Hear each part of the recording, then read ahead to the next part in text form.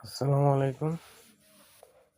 দেখুন কিভাবে শার্টের 1/4 হেম করা হচ্ছে প্লেন মেশিন দিয়ে, যা একটি চাইনিজ হেম।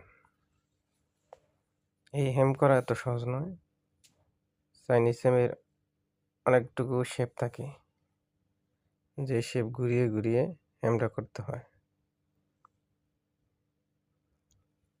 এখানে অনেক অল্টার হওয়ার সম্ভাবনা থাকে।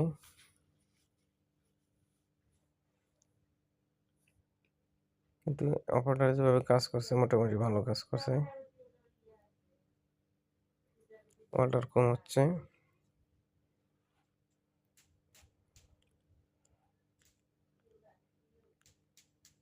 অল্টার খুবই কম, শুধুমাত্র পাকা রিং পরে। পাকা রিংটা ঠিক রাখতে পারলে অল্টার খুবই কম। এই যে এখানে একটা অল্টার হয়েছে, মানে মেশিনের সুতা শেষ হয়ে গেছে ববিনের। সুতাটা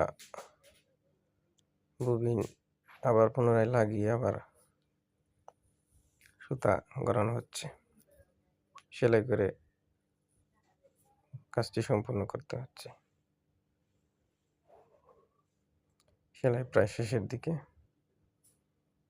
শেষ।